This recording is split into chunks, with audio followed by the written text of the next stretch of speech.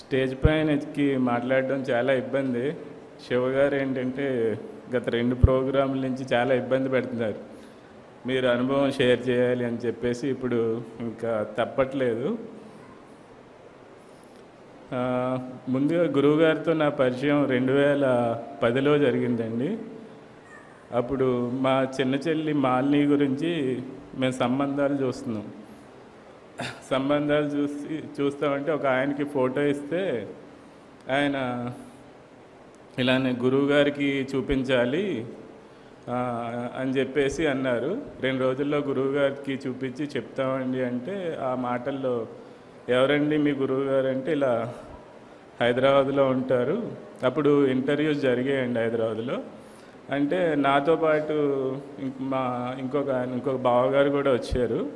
So మేమిద్దరం ఏంటంటే అది విని కిందకి వెళ్ళిన తర్వాత నవ్వుకున్నాం. ఎందుకంటే ఆయన మాటలు ఏం చెప్పారు, గురువుగారు వేరే వ్యక్తిలోకి వస్తారు, సో అక్కడ ఇంటర్వ్యూస్ జరుగుతాయి, మనం అడిగిన ప్రశ్నకి సమాధానం చెప్తారు గురువుగారు అని చెప్పేసి అన్నారు. మేము ఏంటంటే కొంచెం విచిత్రంగా అనిపించింది. అక్కడ నవ్వుకోపోయినా కిందకు వచ్చి కొంచెం నవ్వుకున్నాం అనమాట. ఇదేంటి మనమే దొరికాం ఆయనకి, గురువుగారంట ఆయన కూడా డైరెక్ట్గా రారంట, వేరే వ్యక్తిలోకి వస్తారంటున్నారు. అప్పుడు విచిత్రంగా అనిపించిన 2 డేస్లో ఎందుకో ఇంట్రెస్ట్ డెవలప్ అయింది. మనం కూడా ఒకసారి వెళ్ళి చూద్దాం అసలు ఏంటి ఇది అనేసి ఇంట్రెస్ట్ డెవలప్ అయ్యి వెళ్ళాను. వెళ్తే అక్కడ ఇంటర్వ్యూస్ జరుగుతున్నాయి. చాలామంది వచ్చారు, ఒక 1500 మంది వరకు వచ్చారు. అలాగే ఆ క్రమంలో నా టర్న్ వచ్చింది. నేను పైకి వెళ్ళాను. చెప్పారనమాట టైం వేస్ట్ చేయొద్దు, తొందరగా అడిగేసి వెళ్ళమని. బట్ నాకంటూ అప్పుడు ఏం ప్రశ్నలు ఏం లేవు. సరే ఎందుకో అలా ఒక స్టేట్మెంట్ లాగా వచ్చింది, నేను బండి తీసుకోవాలనుకుంటున్నాను అంటే ఫస్ట్ నువ్వు లైసెన్స్ తీసుకోమ్మా అన్నారు. అయితే అప్పట్లో నాకు ఆస్ట్రేలియన్ డ్రైవింగ్ లైసెన్స్ ఉంది. నేను అప్పుడు నాకు అంత నమ్మకం లేదు కదా, ఎవరో చెప్తున్నారు వీళ్ళకి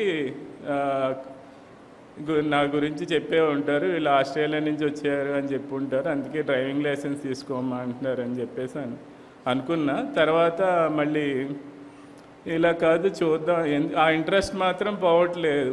వెళ్ళాలి, ఏం జరుగుతుందో చూడాలి అనే ఇంట్రెస్ట్ పోవట్లేదు. అప్పుడు చెప్పుల దగ్గర సర్వీస్ చేయడానికి స్టార్ట్ చేశాను. నేను వెళ్ళిన మొదటి రోజునే అక్కడ ఆల్రెడీ చేసే అబ్బాయి ఏంటంటే, నేను గురువుగారి దగ్గరికి వెళ్ళి బ్లెస్సింగ్స్ తీసుకొస్తానన్నా, మీరు రిలీవ్ చేయండి అన్న అంటే సరే వెళ్ళరా అని చెప్పాను.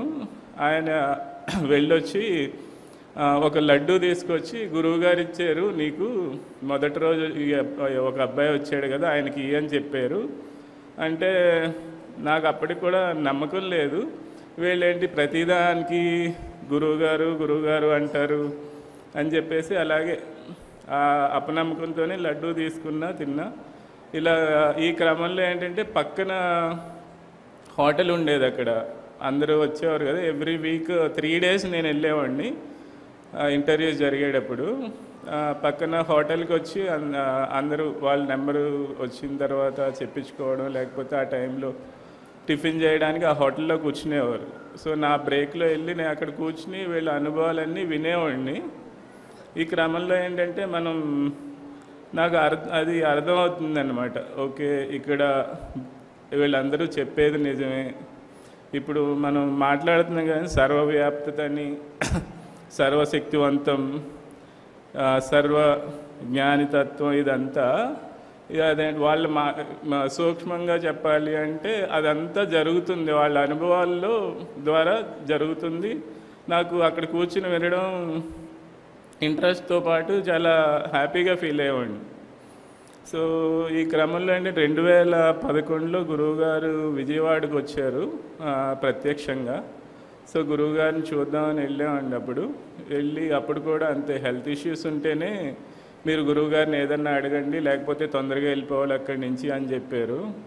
సో నా టర్న్ వచ్చింది, నేను ఏం ప్రశ్నలు ఏం లేవు, గురువుగారి అక్కడికి వెళ్ళి బ్లెస్సింగ్ తీసుకొని వెళ్ళిపోతా ఉంటే గురువుగారు ఇలా నా వంక చూసి వెనక్కి రమ్మన్నారు. సో వెనక్కి వెళ్తే ఏమన్నా సంకల్పం చేసుకోమ్మా అన్నారు.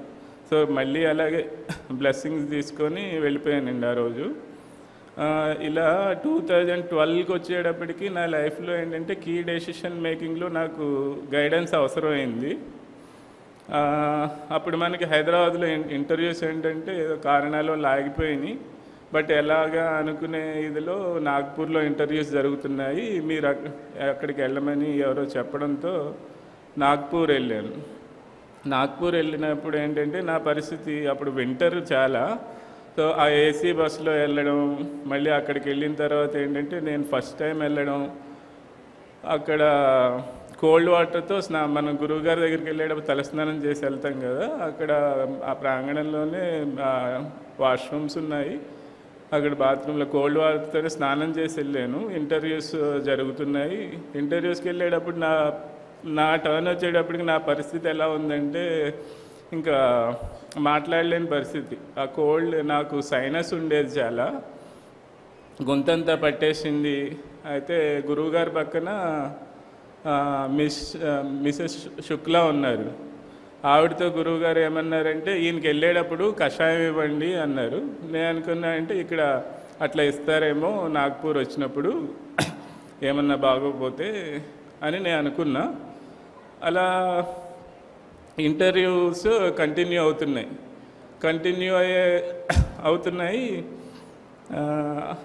అప్పుడు గురువుగారు మధ్యలో ఇంటర్వ్యూస్ అవుతుండే కానీ మధ్యలో అన్నారు, దివ్యకుంజ్ ఉంది కదండి, అంటే నాతో పాటు తులసాకులు కోయడానికి ఎవరు వస్తారు అని అన్నారు.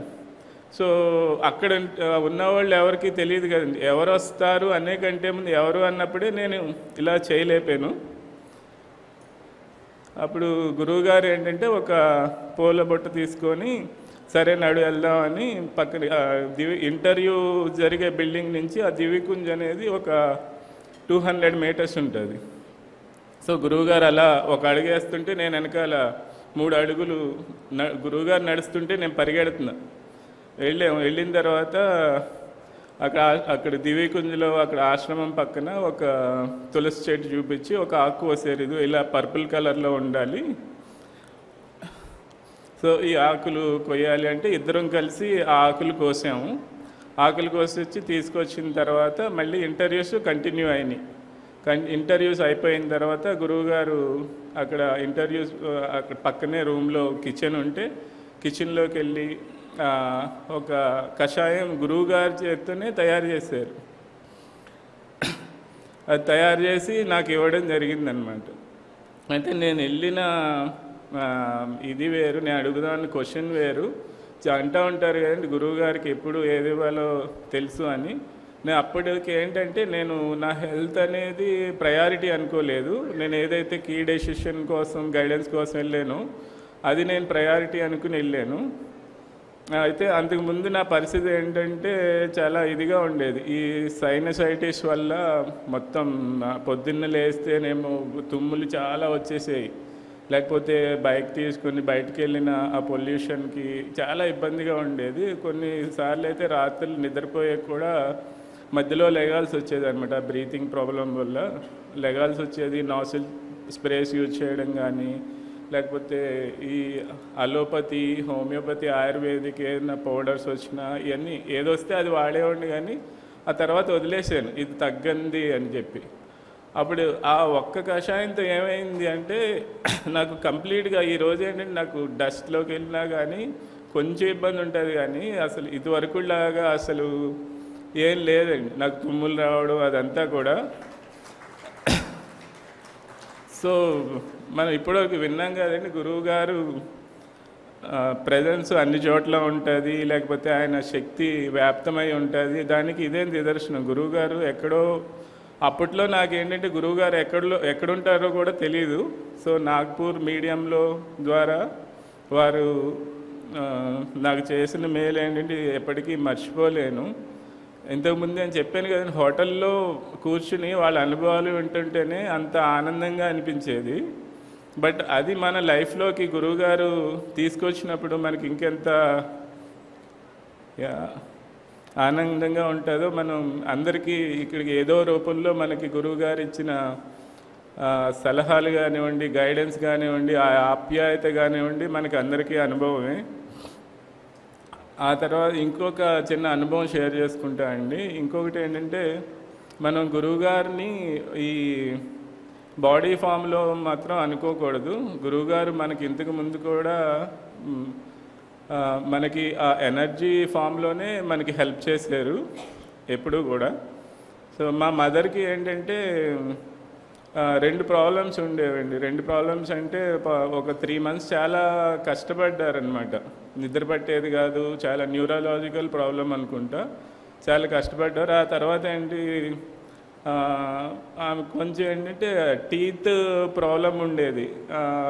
చాలా బాధపడేవారు అనవసరంగా. ఏంటంటే ట్రీట్మెంట్ రాంగ్ పర్సన్స్తో చేయించుకోవడం వల్ల ఆ టీత్ అంతా పాడైపోయి ఆవిడకి ఏంటంటే ఈ డెంచర్స్ పెట్టుకోవాలా అని ఊహించుకుంటేనే చిరాగా అనిపించేది మదర్కి. ఎందుకంటే మేము 2-3 డాక్టర్ దగ్గరికి కూడా వెళ్ళాము. ఆమె బోన్ ఏంటంటే జా బోన్ చాలా థిన్గా ఉంది, సో ఇంప్లాంటేషన్ అనేది ఏంటంటే సాధ్యం కాదని చెప్పారు. ఆ తర్వాత ఈ 2 ప్రాబ్లమ్స్ గురువుగారికి మనం మెసేజ్ పెట్టినప్పుడు గురువుగారు ఏం చెప్పారంటే టీత్ గురించి ఇప్పుడేమి ఇంపార్టెంట్ కాదు, ఫస్ట్ న్యూరలాజికల్ ప్రాబ్లం చూడండి అంటే గురువుగారి గైడెన్స్లోని ఆయుర్వేదిక్ డాక్టర్ దగ్గరికి వెళ్ళాం, అది తగ్గిపోయింది. ఆ తర్వాత గురువుగారు భౌతిక నిష్క్రమణ జరిగింది. అయితే మదర్ ఒకసారి అక్కడ పెనుగంచిప్రోల్లో 108 times మూలమంత్రోచ్చారణ జరిగినప్పుడు అక్కడ పార్టిసిపేట్ చేసినప్పుడు ఏంటంటే మా మదర్ చెప్తున్నారు, ఇలా నాకు కనిపించిందిరా, మొత్తం టీత్ సెట్ మొత్తం మెరుస్తూ కనిపించింది అని చెప్పేసి నాకు చెప్పారు. మరి నేను చెప్పకు, ఎవరన్నా అబద్ధం అనుకుంటారు అంటే, ఎందుకు అనుకుంటారమ్మా, గురువుగారు మనకి చెప్పారు, మీకు ఆ ఇంప్లాంటేషన్ అనేది పాసిబిలిటీ ఉందనే చూపించారు అని చెప్పి. ఆ తర్వాత మేము ఇమ్మీడియట్గా మాకు మణికొండలోనే డాక్టర్ దొరకడం, 4 monthsలో ఒక 10 to 15 సిట్టింగ్స్ అయినాయండి. ఎక్కడా కూడా స్మూత్గా అయిపోయింది ట్రీట్మెంట్ అంతా కూడా. సో ఈ 2 ఎక్స్పీరియన్స్లు నేను ఈరోజు మీ ముందు ఉంచుదాం అనుకున్నాను. స్ఫూర్తివం అండి.